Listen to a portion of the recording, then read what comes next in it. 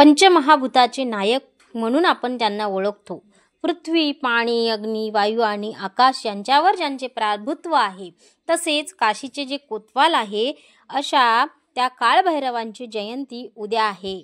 नमस्कार, श्री स्वामी समर्थ. तुमच्या सगळ्यांचे माझ्या चॅनलमध्ये खूप खूप स्वागत आहे. तर चला, उद्या आहे 12 नोव्हेंबर 2025, वार आहे बुधवार. तर उद्या काळभैरव जयंती आहे. त्यानिमित्तानं आपल्याला काही उपाय तपाय करायचे आहे, जेणेकरून आपल्या आयुष्यात जर काही नकारात्मक शक्तीचा प्रवेश झालेला असेल, काही नकारात्मक घटनांनी आपले आयुष्य बदललेले असेल, आपल्या जीवनामध्ये निराशा भरलेली असेल, तर ती सगळ्या पद्धतीची निघून जाणार आहे या उपायाने. आणि जे क्रोध शक्ती आणि न्यायाचे प्रतीक असलेले जे भगवान काळभैरव आहे, तर त्यांची साथ आपल्याला या उपायाने मिळणार आहे. आणि जे काही अन्याय करणारे लोक आहे आपल्यावर, जे काही मिळून आपल्यावर अत्याचार करत असतील, किंवा आपले काही कोणाकडे पैसे हडपलेले असतील, कोणा आपले पैसे घेतलेले असतील उसने, आणि तो आपल्याला देत नसेल, तर हा उपाय आपल्याला आवर्जून करायचा आहे.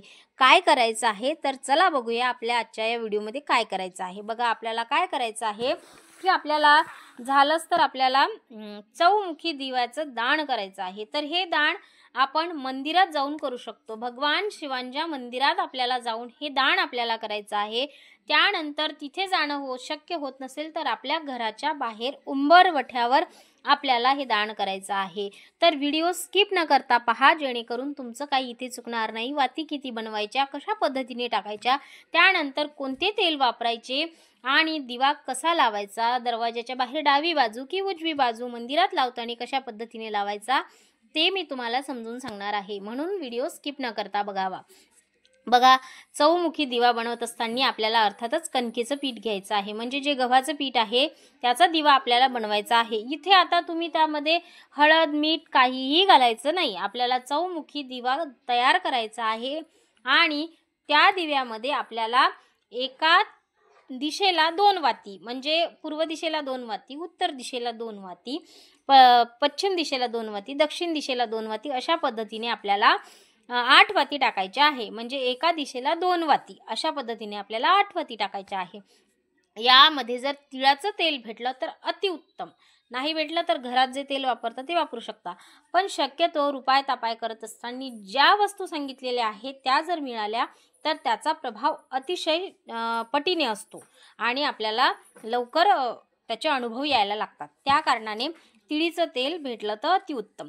त्यानंतर काय करायचं आहे आपल्याला, हा दिवा संध्याकाळी 6 वाजल्याच्या नंतर, हा दिवा संध्याकाळी 6 वाजल्याच्या नंतर आपल्याला दरवाजाच्या बाहेर, जर तुम्ही घरात प्रवेश करत असाल तर उजवी बाजू, आणि घरातून बाहेर प्रवेश करत असाल तर डावी बाजू, अशा पद्धतीने नक्कीच समजलं असेल.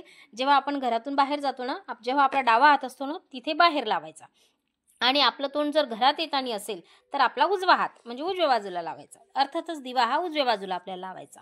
आणि दिशा लावत असताना पूर्व, पश्चिम, उत्तर, दक्षिण या पद्धतीने आपल्याला दिशा लावायच्या आहेत. दिव्याच्या खाली आपल्याला अक्षदा टाकायच्या आहे. त्यानंतर दिव्याखाली एखादा कागद तुम्ही ठेवू शकता, एखादी प्लेट तुम्ही ठेवू शकता. जमिनीवर दिवा ठेवायचा नाही, तो बळीराजाला दान होतो, मग आपण केलेलं सगळं व्यर्थ वाया.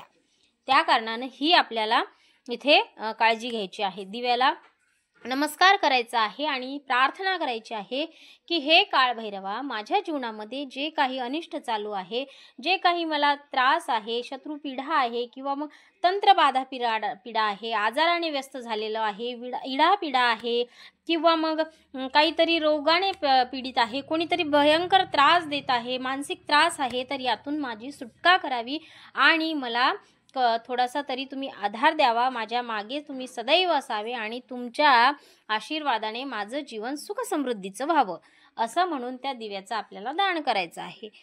त्यानंतर आपण हा दिवा मंदिरात सुद्धा दान करायचा आहे. जे आपले मंदिर असते महादेवाचे, तर तिथे आपल्याला हा दिवा दान करायचा आहे. तर त्या ठिकाणी आपण जाऊन, मंदिरात जाऊन हा दिवा लावायचा आहे. तर दिवसभरात बघा, तुम्हाला जेव्हाही शक्य झाले तर तेव्हा तुम्ही दिवा तिथे जाऊन लावला तरी चालतो. नाही तर प्रदोष काळ अतिउत्तम. तुमच्या घराच्या बाजूला जर मंदिर असेल किंवा जवळपास मंदिर असेल, तुम्ही तिथे जाऊ शकता, तर तुम्ही प्रदोष समयाला जायचं आहे. घरातला दिवा लावून घ्यायचा आहे किंवा तिथलचा लावून नंतर मग घरात लावायचा आहे. अशा पद्धतीनं आपल्याला करायचं आहे. या दिवशी दानाला खूप महत्त्व आहे. तुम्ही जर पीडितांना या दिवशी दान केलं तर अनन्यपटीनं आपल्याला इथं म्हणजे जीवनात आपल्याला अनन्यपटीनं जे काही राहू दशा चालू असते, शनी दशा चालू असते, तर ते शांत होण्यास मदत होत असते. त्यानंतर कुत्र्याला आपल्याला पोळी टाकायची आहे. कुत्र्याला पोळी टाकत असताना त्यावर थोडासा गुळाचा खडा किंवा चिमूटभर साखर, गुळ नसेल तर साखर ठेवायची आहे आणि कुत्र्याला टाकायची आहे. काळच कुत्रं पाहिजे असं काही नाही बरं. भेटलं तर अतिशय उत्तम किंवा भटक्या कुत्र्यांना सुद्धा तुम्ही या दिवशी पोळी टाकू शकता. त्यानंतर बघा, अन्नदान करत असताना भाकर आणि वांग्याचं भरीत तुम्ही दान करू शकता. मंदिराच्या बाहेर तुम्ही याचा प्रसाद बनवून वाटू शकता. वांग्याचं भरीत आणि बाजरीची भाकरी असा हा नैवेद्य असतो आपल्या काळभैरवांना, तर तुम्ही तो सुद्धा दान म्हणून या दिवशी वाटू शकता.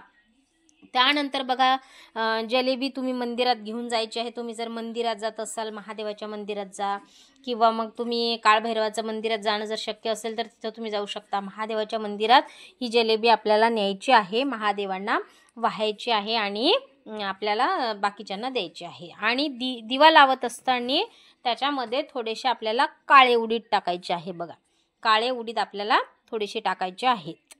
हे नंतर सांगितलं म्हणून मी सांगत असते की व्हिडिओ स्किप न करता पाहावा, कारण काही राहतं सांगायचं मग ते नंतर सांगितलं जातं ना, म्हणून.